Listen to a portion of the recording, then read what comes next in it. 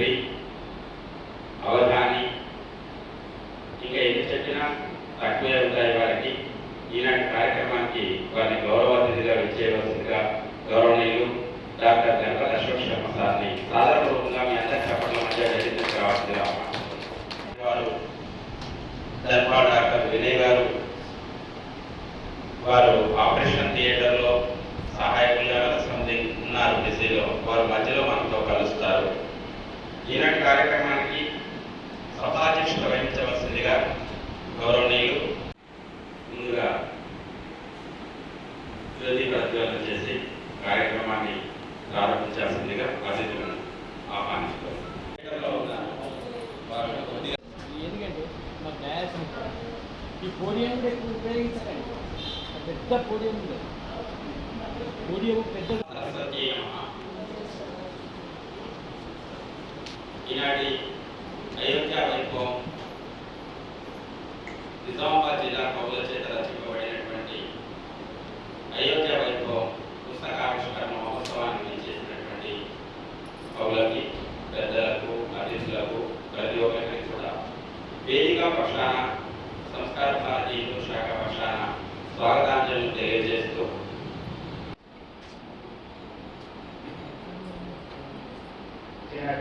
అధ్యక్షులు నరేంద్ర భూషణ్ గారు, అలాగే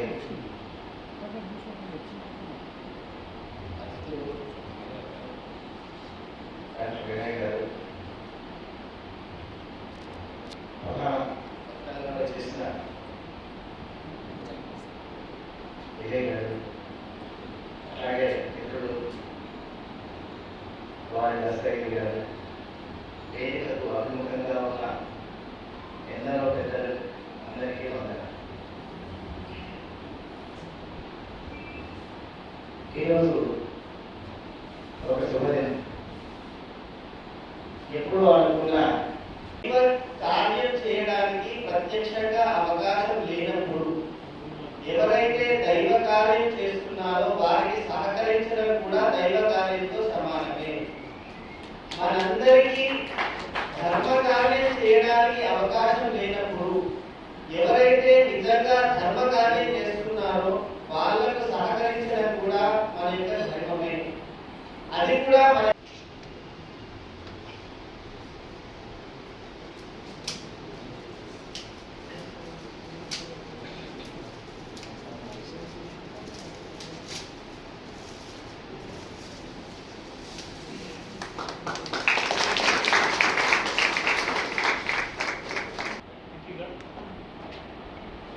आए हुए सभीगण, संस्कार भारती के सदस्य, सबका मैं हार्दिक स्वागत करता हूँ।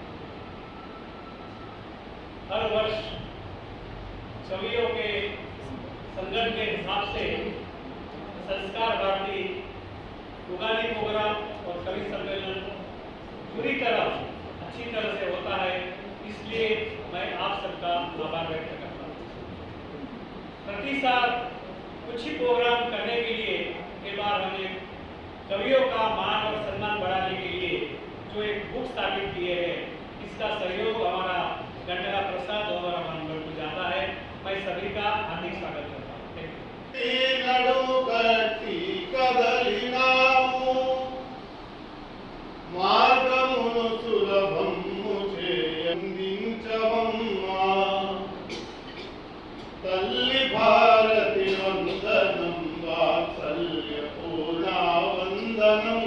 ఎటువంటి వాటిని మనం స్వీకరిస్తే తర్వాత తరానికి మనం అందిస్తాం.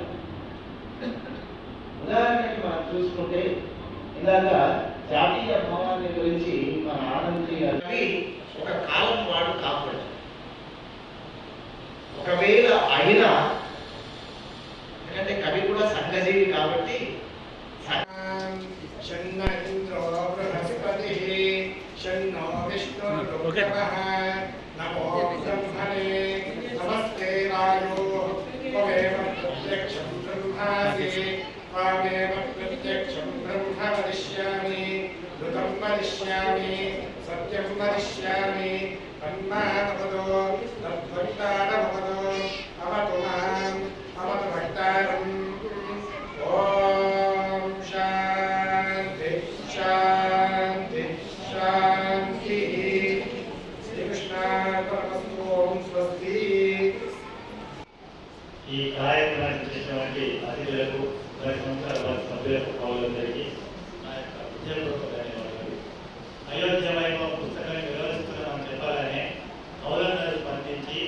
ఈ కళికా సంఘాలు వివరించడానికి విజ్ఞాపించడానికి 62 మంది సోదరులకి ఈ సభాముఖంగా ధన్యవాదాలు తెలుపుకుంటున్నాము. సంస్కారానికి సభ్యులకు, ఈ వేదికటువంటి హరిచరణ్ మార్వాడి యాజమాన్యానికి, సంస్కార వారి సభ్యులకు, వేదిక పెద్దలకి, మీడియా మిత్రులందరికీ పేరు ధన్యవాదాలు. వందన సమర్పణ అందించవలసిందిగా రామకుల శ్రీనివాస్ రెడ్డి గారిని ఆహ్వానిస్తున్నాను. మన ధర్మాన్ని పాటించాలంటే మన ధర్మానికి అనుకూలమైనటువంటి ప్రభుత్వాన్ని మనం ఏర్పాటు చేసుకోవాలి. చేసినటువంటి వారు గౌరవనీయులు ఇందూరు జిల్లా పోలీస్ ప్రముఖ గారు గౌరవనీయులు కృష్ణశ్రీ విజయ భాస్కర్ గారిని ప్రసంగించవలసిందిగా సాదరపూర్వకంగా మీ అందరికీ మధ్యవారిని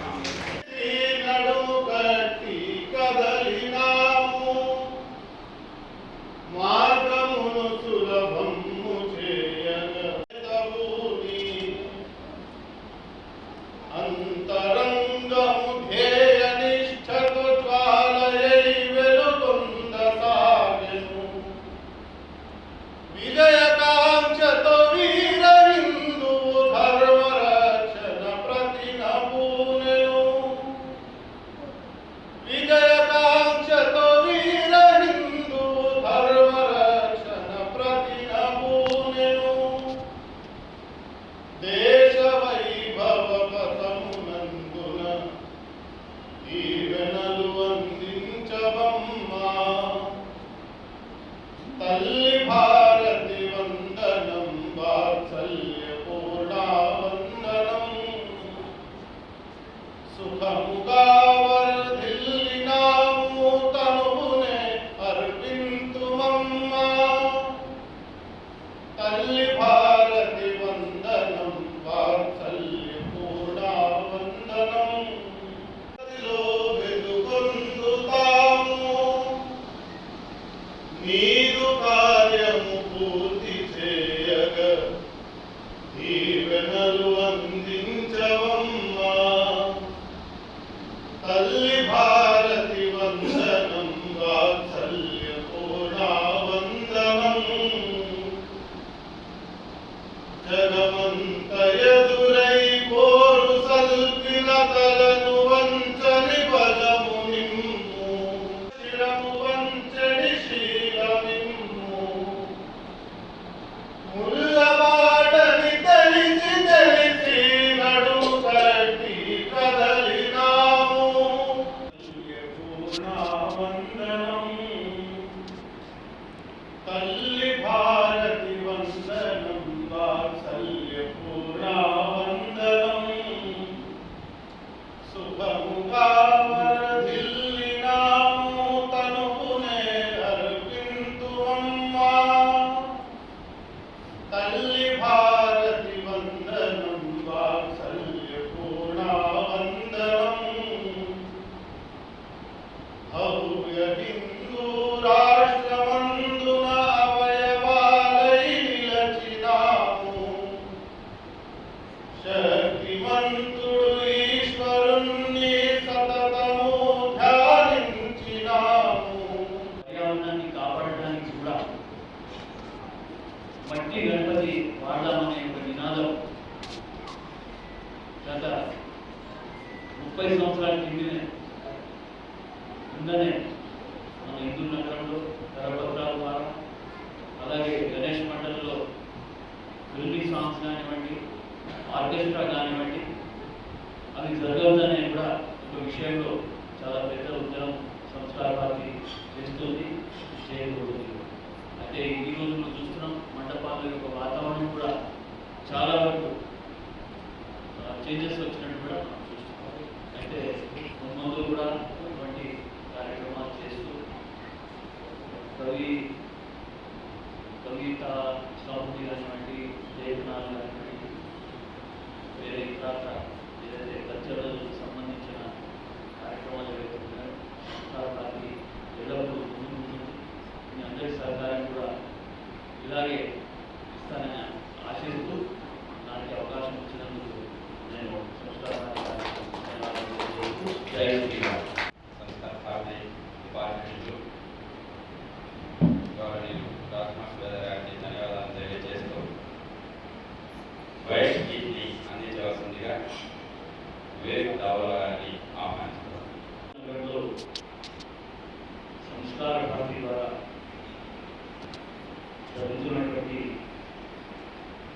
కార్యక్రమాల్లో ముఖ్యంగా దేశభక్తి గీతి యొక్క ప్రతియోగిత, అలాగే ఉన్నటువంటి ప్రసిద్ధి గాంచినటువంటి సంస్కార భారతి యొక్క కార్యక్రమం, గోరఖ్మాన్ చౌక్లో ఏదైతే గణేష్ నిమజ్జన కార్యక్రమానికి స్వాగతం చెప్తూ చేస్తున్నటువంటి కల్చరల్ ప్రోగ్రామ్స్, అలాగే బాలగోకులం, భరత్ముని జయంతి, ఈ యొక్క కార్యక్రమాల జరుపుతున్నటువంటి సంస్కార భారతి యొక్క ప్రముఖమైన ఉద్దేశం మన యొక్క భారతీయ సంస్కృతిని నిలబెడుతూ ఈ రోజుల్లో చూస్తున్నాము మన సంస్కృతి యొక్క పరిణామాలు. ఎవరైతే సంస్కృతిని విస్మృతి చేస్తున్నారో వారి యొక్క దశ మనం ఈరోజు చూస్తున్నాం. అయితే ఇది కావద్దని ఒక చిన్న ప్రయత్నం ఆ రాముడు చూపెట్టాడు. మన ఇందాక నేను చదివినటువంటి శ్లోకంలో అపదాపమ హర్తారం ధాతారం సర్వసంపదాం లోకాభిరామం శ్రీరామం భూయో భూయో నమామి. ఈ లోకాన్ని అంతటి ఈనాటి కార్యక్రమంలో సంస్కార భారతి పరిచయాన్ని అందించాల్సిందిగా మా సంస్కార భారతి ఉపాధ్యక్షుడు ప్రముఖ న్యాయవాది గౌరవనీయులు రాజనామ గారిని సాధారణంగా అందించబడాలని ప్రతిరూపంగా ఉన్నటువంటి రాముడికి ఈ దేశంలో భవ్యమైన మందిర నిర్మాణం జరిగింది. ఆ నిర్మాణము ఫలితంగానే ఇవాళ మనం అయోధ్య వైభవం అనే చూస్తున్నాము. ఒక జిల్లాలో జరిగినటువంటి చిన్న ప్రయత్నం ఇది. ఇట్లా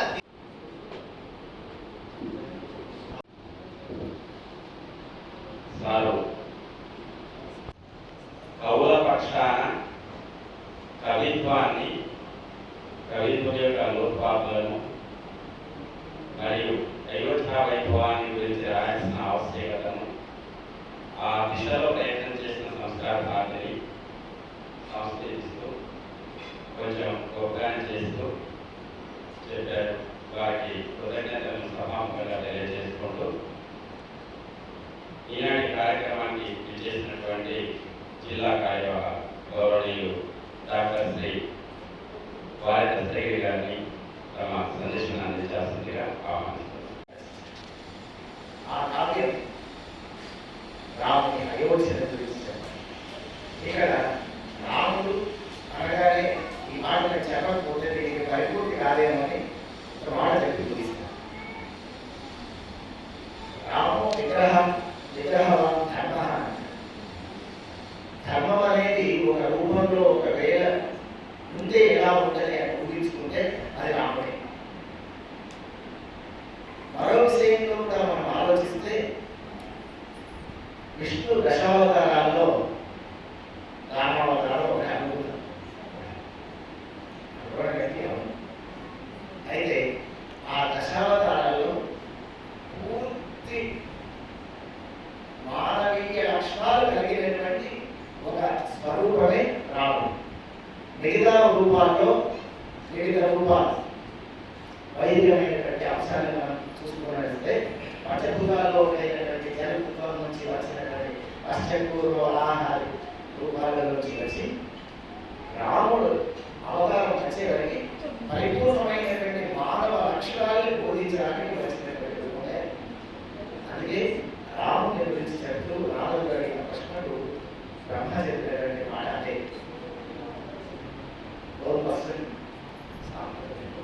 ఈ లోకంలో చాలా గొప్పవాడు ఎవరున్నాడు అంటే రాముడి గురించి. అలా వచ్చినటువంటి రాముడి గురించి దర్శించుకున్నట్లయితే మనం భవిష్యత్ దర్శనం చేసేటువంటి అవకాశం ఉంటుంది.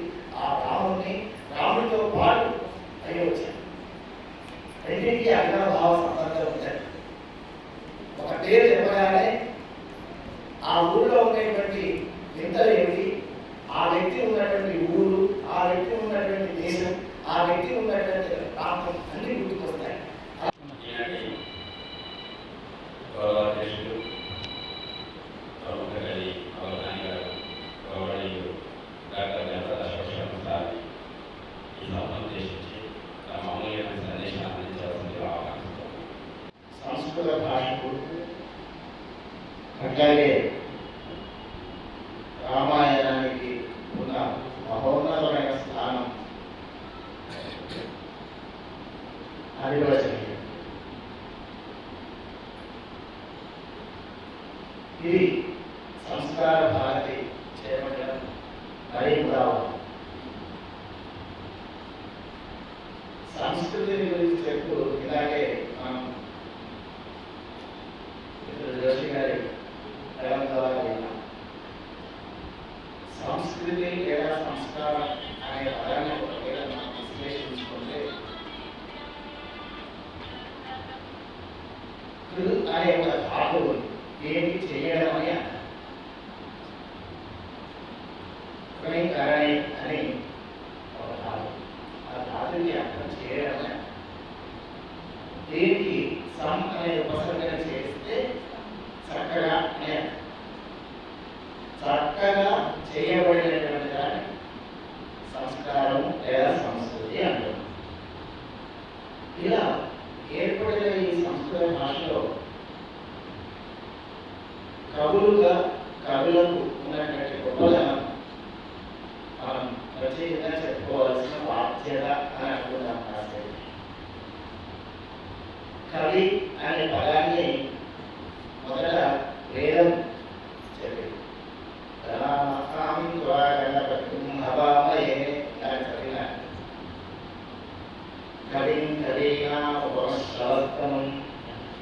కవి శబ్దం అక్కడ ప్రయోగించింది.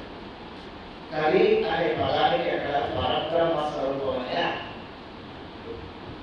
కవి అంటే పరబ్రహ్మ. కాబట్టి అనేక విషయం బ్రహ్మ శబ్దానికి అంతగా వ్యాపించింది అని అర్థం. కార్యక్రమానికి సభాధ్యక్షత వహిస్తున్నటువంటి నరేంద్ర భాషా గారు సభను ఉద్దేశించి స్వాగతోపన్యాసాన్ని అందించవలసిందిగా ఆహ్వానిస్తున్నాను. ధన్యవాదాలండి. సంస్కార భారతి ఏఈ సంగీత విభాగ ప్రముఖ యోగేష్ జోషి. భారతీయ దృష్టిలో కళలను అభివృద్ధి చేయాలనే తపనతో సంస్కార భారతి 81లో దర్శనంలో ప్రారంభమైంది. 91లో మన నిజామాబాద్ జిల్లాలో ప్రారంభమైంది. గత 2-3 సంవత్సరాల నుంచి భారతీయ దృష్టిలో జాతీయ దృష్టిలో సాహిత్య వెలువడాలని ప్రయత్నం చేసి మొదటిసారి గోమాత అనే పుస్తకాన్ని ఆవిష్కరించాము. గోమాత అనే పుస్తకం, దీంట్లో 24 మంది కవులు అందించారు. తర్వాత సంవత్సరంలో భారతీయ స్వాభిమానం అని చెప్పి ఒక పరిశబ్ద సంకలనం దీంట్లో 33 మంది కవులు వచ్చారు. ఈసారి రాబోతున్న పుస్తకంలో 64 మంది కవులతో ఇప్పుడు మనం పుస్తకాలు చేస్తున్నాము.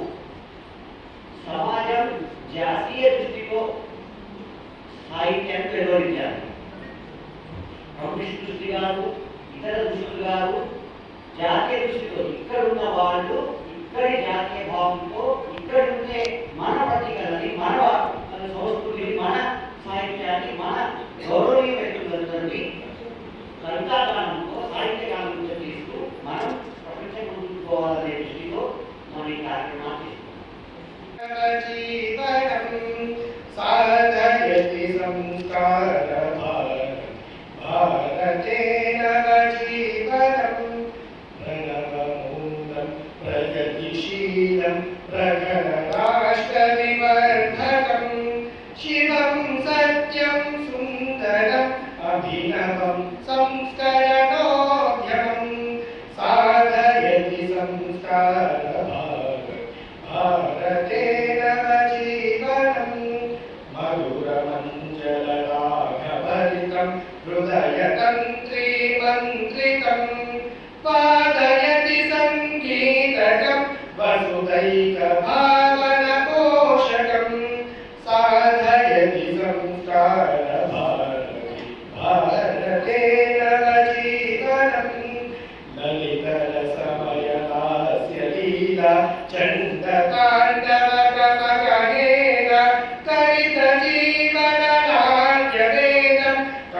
शान्तिक्रान्तिकथा प्रमोदं साधयति भारते नवजीवनं चतुष्षष्टिकलान्वितं परमेष्टिना परिवर्तितं विश्वचक्रभ्रमणरूपं शाश्वतं श्रुतिसम्मतं साधयति भारते नवजीवनं जीवयत्यभिलेखमखिलं सप्तवर्णसमीकृतं प्लावयति रससिन्धुना प्रतिहिन्दुमानसनन्दनं साधयति भारते नवजीवनं भारते नवजीवनं भारते नवजीवनं भारत माता की जय। అందరికీ సుపరిచితులు అష్టావధాని కవి పద్యకవి వారికి సంస్కృతం తెలుగు భాష కాదు కంప్యూటర్ రంగంలో కూడా మహాపండితుడు ఆయన అట్లాంటి వ్యక్తి మనకి ఇక్కడ వచ్చారు. చివరికి చూసిన వారు డాక్టర్ వారే దస్తగిరి గారు.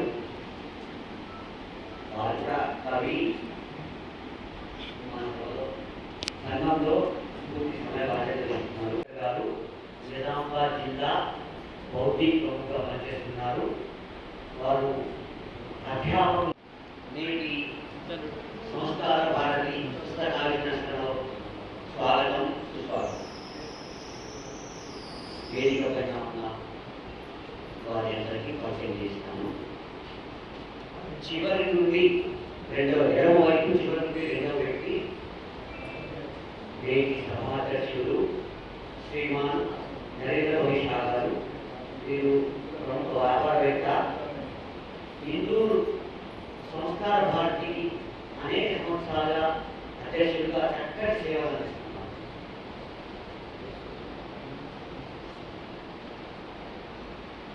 నేటి సభ మీ ఆసనాల్లో ఆశలు కావాల్సిందిగా కోరుకుంటూ ఉన్నాను. వేదికను అలంకరించిన పెద్దలు శ్రీ సంస్కార భారతి అధ్యక్షుల వారు నరేంద్ర వైశా గారు, వేదిక పైన ఉన్నటువంటి ముఖ్య అతిథి ఈరోజు కార్యక్రమానికి గురుతులీయులు శ్రీ గణపతి అశోక్ శర్మ గారు, రాష్ట్రీయ స్వయం సేవక్ సంఘ్ జిల్లా కార్యవాహక్ శ్రీ వారే దస్తగిరి గారు,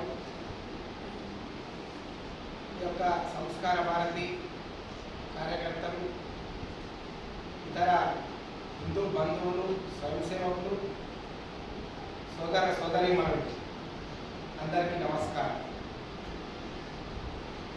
రాముని గురించి, రామాయణం గురించి మీకు నేను చెప్పాల్సినటువంటి అవసరం లేదనుకుంటున్నాను.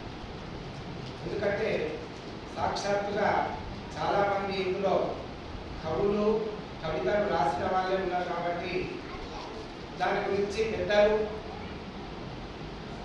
కవినా పూర్వశ్రవస్తరం అని చెప్పి కవి యొక్క నిర్వచనాన్ని కూడా, కవి యొక్క ఉద్దేశాన్ని, కవి ఎలా ఉండాలి, సాహిత్యం ఎలా ఉండాలి, రాముడు ఎలా ఉంటాడు, రామాయణం ఎలా ఉంటుంది ఇత్యాది విషయాలన్నీ కూడా వేదిక పైన ఉన్నటువంటి పెద్దలు విన్నవించారు. అయోధ్య, ఈ అయోధ్య నగరం అంటే ఒకప్పుడు ప్రపంచానికి జ్ఞానభిక్ష పెట్టినటువంటిది, ప్రపంచాన్ని పరిపాలించినటువంటిది అయోధ్య నగరం. దశరథ మహారాజు 65,000 సంవత్సరాలు ఈ యొక్క అయోధ్య నగరం కేంద్రంగా భూమండలానంతటిని కూడా పరిపాలించారు. 65,000 సంవత్సరాలు. వాళ్ళ పుత్రుడైనటువంటి శ్రీరామచంద్రుడు 11,000 సంవత్సరాలు 11,000 సంవత్సరాలు ఈ యొక్క భూమండలం మొత్తాన్ని పరిపాలించి ధర్మపరంగా ఏదైతే ఇంతకుముందు చెప్పినట్టుగా రామో విగ్రహవాన్ ధర్మ అన్నట్టుగా, రాముడంటే ధర్మము అన్నట్లుగా శ్రీరాముని యొక్క పరిపాలన మనం ఇప్పటికీ కూడా చాలా మంది రాజ్యం ఎలా ఉండాలి అంటే రామరాజ్యంలా ఉండాలి అని చెప్తానే కానీ ఇంకొక ఉపమానాన్ని తీసుకోరు. ఆ విధంగా పరిపాలించేది వారు. అయితే తర్వాత కాలఖండంలో అనేక మంది రాజులు పరిపాలించిన రాముని యొక్క ఉదాహరణ మనం చెప్పుకుంటూ ఉంటాం. అయోధ్య నగరం అంటే మరి అంత వైభవంగా విలసిల్లినటువంటిది. సప్త మహానగరాలలో అయోధ్య, మధుర, మాయా, కాశీ, కాంచి, అవంతిక, వైశాలి, ద్వారికా, ధ్యేయ, పురి, తక్షశిల, గయా అన్నట్టుగా విధంగా ఏ విధంగా అయితే మనము 7 సప్త నగరాలలో అకారముతో ప్రారంభమైనటువంటిది అయోధ్య. అయోధ్య అంటే యోధులకు జగించడానికి వీలు కానటువంటిది అనే ఉత్పత్తి అర్థం. అవన్నీ విషయాలు మీకు తెలిసినటువంటివే. కానీ ఈ యొక్క యుగంలో ఏం జరిగింది? మరి ఆ యొక్క శ్రీరాముడికి అటువంటి దుస్థితి ఎందుకు పట్టింది? ఆ యొక్క రామాలయానికి అక్కడ ఎందుకు ఆ విధంగా రాముడు 500 సంవత్సరాల పాటు ఎండలో ఎండుతూ, వానలో తడుస్తూ, చలిలో వణుకుతూ ఎందుకు ఉండాల్సి వచ్చింది? హిందువుల యొక్క దౌర్భాగ్యమైనటువంటి పరిస్థితి ఏ విధంగా ఉన్నది అక్కడ అనే విషయాలు మనం ఇక్కడ తెలుసుకోవాల్సినటువంటి అవసరం ఉన్నది. సంగే శక్తి కలోయుగే అని చెప్పడం జరిగింది. అంటే త్రేతాయుగంలో సాక్షాత్ భగవంతుడు పుట్టి ఆ విధంగా జంతువులందరినీ కూడా చెరదీసి వాటితో ధర్మాన్ని స్థాపించాడు. అదేవిధంగా ద్వాపర యుగంలో కౌరవులను ఓడించడానికి, పాండవులను ఏకత్రీకరణ చేసి ధర్మాన్ని జయించడానికి శ్రీకృష్ణుడు పాటుపడ్డాడు. కానీ కలియుగంలో నేను ఆవిర్భవించాను, మీరే మానవులు, మీరే దేవుళ్ళు, మీరే యొక్క సంఘే శక్తి, మీరందరూ ఒకటిగా ఉండి ఈ సంఘటన శక్తి ద్వారా ధర్మాన్ని మళ్ళా పునఃస్థాపించాలి అని చెప్పి భగవంతుడు చెప్పినట్టుగా చెప్పారు. కాబట్టి అనేక సంవత్సరాల పాటు ఈ యొక్క అయోధ్యలో ఆ విధమైనటువంటి పరిస్థితి ఎందుకున్నది అనే విషయాన్ని ఒకసారి మనము చూద్దాం. ఈ యొక్క రాముడు చాలా మంది మొన్నటి వరకు ఒక 30 సంవత్సరాల కిందటి వరకు కూడా రాముడు అయోధ్యలోనే జన్మించిండు అని గ్యారంటీ ఏంది అనేటటువంటి మాటలు మాట్లాడారు. 19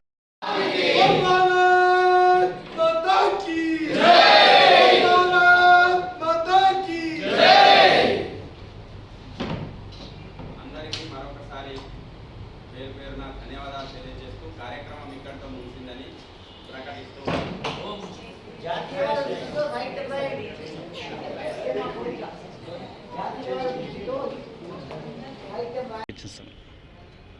ఇది శ్రీ క్రోధీనామ సంవత్సర ఉగాది సందర్భంగా